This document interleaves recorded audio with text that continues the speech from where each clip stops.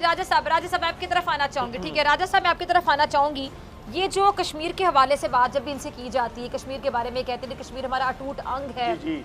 कहाँ लिखा है कि कश्मीर इनका अटूट अंग है? जो इन्होंने नाइंसाफी की कश्मीर के साथ आपके सामने है। कश्मीर में जो कुछ हो रहा है वहाँ पे, आए दिन वहाँ पे इनकी लाखों की तादाद है, इनकी फौज। कश्मीरी पंडितों की बात करेंगी मैडम? आए दिन वहाँ पे क्या किया जा रहा है, औरतों की किस्मत दरी के वाकयात पेश आते हैं। वहाँ पे बच्चों के साथ पैलेट गन से छर्रे बरसा के बच्चों की आप देख लें बिनाई छीनी जाती। आए दिन माएँ अपने बेटों के जनाजे उठाती हैं। ये इनका अटूट अंग है। इस तरह काबिज हुए हुए ये कश्मीर पर, फिर वहाँ तक रसाई नहीं है किसी को। वहाँ जाके कोई रिपोर्ट नहीं कर सकता, सही तरीके से रिपोर्टिंग नहीं की जा सकती वहाँ पे।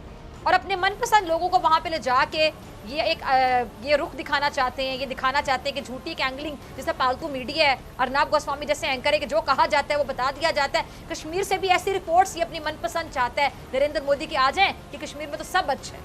क्या दुनिया समझती है कि सब अच्छा है? नरेंद्र मोदी की साजिशें दुनिया क्या नहीं समझ रही? अच्छा, हमको सिखा रिया है।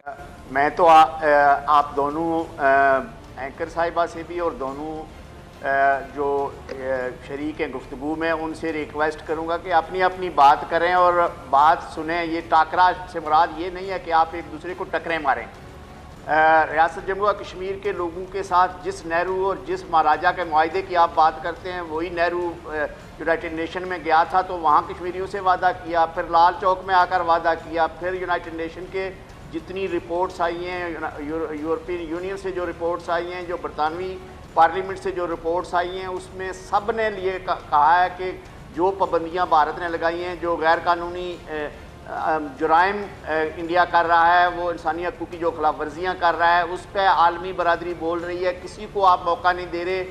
आपने अब अभिनंदन भेजा आज़ाद कश्मीर में और आज़ाद कश्मीर के लोगों ने उसके साथ बदला लेना चाहा, लेकिन पाकिस्तान आर्मी के हम भी शुक्रगुजार हैं कि उन्होंने उसको बचा लिया। वरना हमारे लाखों बहन भाइयों को पिछले 70 साल में इंडिया ने शहीद किया, हमारी औरतों को रेप किया। रियासत जम्मू और कश्मीर के अंदर जो जुल्म भारत कर रहा है उसको पूरी दुनिया ने माना है, और उसके मुकाबले में दुनिया का कोई ऐसा मुल्क बताएं, दुनिया का कोई ऐसा अदारा बताएं, दुनिया का कोई ऐसा फोरम बताएं जिसमें यह कहा गया हो कि कश्मीरी दहशतगर्द है। कश्मीरियों ने कहीं दहशतगर्दी नहीं की, कश्मीरियों ने इंडिया में जाकर कुछ नहीं किया, कश्मीरियों ने कलकत्ता और बम्बे में जाकर कुछ नहीं किया, कश्मीरियों ने दिल्ली में कुछ नहीं किया। कश्मीरी अपने वतन की आज़ादी की जंग लड़ रहे हैं, और उसमें अगर पाकिस्तान उनका साथ देता है और दुनिया के और मुल्क उनका साथ देते हैं तो वो हक पे हैं, इसलिए कि ये यूनाइटेड नेशन में भारत ने तस्लीम किया था। भारत ने यह वादा किया था कि कश्मीरियों का वो उनका हक देंगे, और जिस मुआहदे की आप बात कर रहे हैं उस मुआहदे का कोई सबूत नहीं है, कोई कागज़ नहीं है, कोई किसी जगह कोई स्टाम्प नहीं लिखा हुआ, कोई मुआहदा नहीं लिखा हुआ, कोई एग्रीमेंट ना यूनाइटेड नेशन में है, ना इंडिया ऑफिस लाइब्रेरी में है, ना पाकिस्तान के पास है, ना हिंदुस्तान के पास है। इसलिए कश्मीरियों को उनका हक दें और ये जुल्म बंद करें। और ये जो मुआहदे आप लोग आपस में करते हैं, पिछले 75 साल में मुआहदे होते रहे, लेकिन कश्मीरियों पर जुल्म बराबर जारी रहा। फिर ये पिछले 17 साल में जो आपने खिलाफ वर्जियाँ की कंट्रोल लाइन पे, इस वक्त पूरा रियासत जम्मू और कश्मीर का कंट्रोल लाइन जो है वो मुतासरा है, और उस मुतासरा इलाके में 310 लोगों की शहादतें हुई। मकबूजा कश्मीर के अंदर जो कुछ हुआ वो तो अलहदा है, लेकिन कंट्रोल लाइन पे जो सीज़ फायर की खिलाफ वर्जियाँ की वो सबसे ज़्यादा हिंदुस्तान ने की, और उसका जनेवा में भी कहा जाता है, हिंदुस्तान को आलमी बरादरी में भी बताया जाता है। और उस हवाले से भी मैं समझता हूँ आप लोगों को अगर ज़रा सा भी ख्याल है, इंसानियत का ख्याल है, जमहूरियत का ख्याल है, और इस बात का एहसास है कि लोगों का भी कोई हक बनता है, और अगर आप अपने आप को एक बहुत बड़ा जमहूरी मुल्क कहते हैं, दुनिया की सबसे बड़ी जमहूरियत कहते हैं, तो ये जमहूरी हक कश्मीरियों को भी देकर बताएं और साबित करें इस बात को। लेकिन चूंकि आपने पिछले 70 साल में इस बात का तैयार कर रखा है कि कश्मीरियों की राय नहीं सुननी, अपनी अपनी करनी है, और अपनी लड़ाई में कश्मीरियों को मार रहे हैं, कश्मीरी दोनों तरफ से मार खा रहे हैं। लेकिन जो जुल्म पाकिस्तान और इंडिया ने नहीं किया, वो आपकी जो आर्मी वहाँ बैठी हुई है, मकबूजा कश्मीर के अंदर 10 लाख फौजी और इतना छोटा सा इलाका है, उस पर जो जुल्म सितम कर रहे हैं आप लोग, उसका एहसास करें।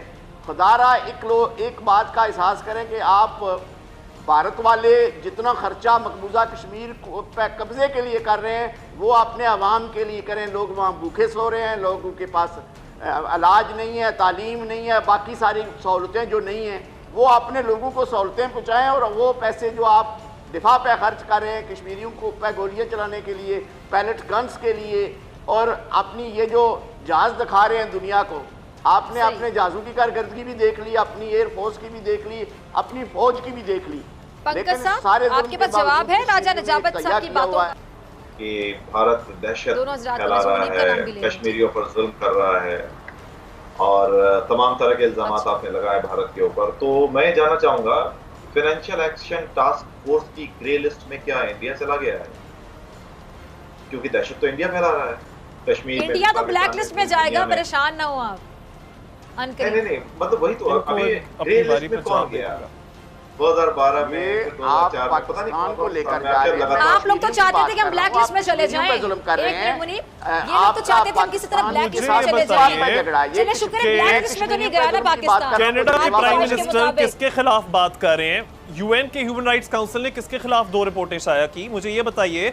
यूएन के जो मैंने आपको 2 इंडिपेंडेंट एक्सपर्ट्स भी बताए हैं जिन्होंने 18 फरवरी को अपनी एक रिपोर्ट दी है, वो किसके खिलाफ दी है? भारतीय सेना के खिलाफ। किसने? जेनोसाइड वॉच ने किसके खिलाफ कहा है कि जेनोसाइड हो रहा है, एथनिक क्लेंसिंग हो रही है? किसने कहा है कि जेनोसाइड के 10 स्टेजेस मकबूजा कश्मीर में पूरे हो गए हैं? किसके बारे में कहा जा रहा है? भारतीय सेना। तो आप तो एक FATF को लेकर बैठ गए। ये सारी चीजें, human rights watch, genocide watch, United Nations, EUDIS इन्फोलैब, तो वो आपकी कोई बड़ी तारीफें नहीं कर रहे। जरा आप इसके बारे में बताइए ना। इंटरनेशनल क्रिटिसिज्म, जो इंटरनेशनल तनकीद, आलोचना, उसका तो सामना आप लोगों को करना पड़ रहा है। मैंने यही तो कहा, आपका तो कोई समर्थन नहीं कर रहा। और फिर दूसरी तरफ आप ये देखिए कि हमारे प्रधानमंत्री ने, इमरान खान साहब ने श्रीलंका जाना था, बीच में कुछ खबरें आई कि वो ट्रिप कैंसिल हो गया है। तो भारतीय मीडिया के ऊपर रिपब्लिक टीवी और ये अर्नब गोस्वामी वगैरह सारों ने उधर खुशियां मनाना शुरू कर दी। उधर उन लोगों ने बड़ी बड़ी बातें करना शुरू कर दी कि जी ये ट्रिप कैंसिल हो गया। उसके बाद क्या होता है, हमारे प्रधानमंत्री श्रीलंका में जाते हैं, वहाँ उनका सम्मानित भी किया जाता है, उधर एक स्पोर्ट्स कॉम्प्लेक्स भी उनके नाम पे खोल रहे हैं। बल्कि जो बोरिस जॉनसन है यूके के प्राइम मिनिस्टर, उन्होंने अपना ट्रिप भारत में कैंसिल कर दिया बिकॉज इस वक्त कोई भी मोदी के साथ अपने आप को वाबस्ता या एसोसिएट नहीं करना चाह रहा। मोदी की इंटरनेशनल रेपुटेशन बहुत गिर रही है। नहीं, आप अपना लोकतंत्र संभालिए। आप मुझे ये बताइए कि आपने जो क्रैकडाउन किया दिशा रवि के ऊपर, नवदीप कौर के ऊपर, जी कहिए। आपकी बात पता नहीं कहां से इतने सच आप लोग ढूंढ करके लाते हैं, मुझे ताज्जुब होता है।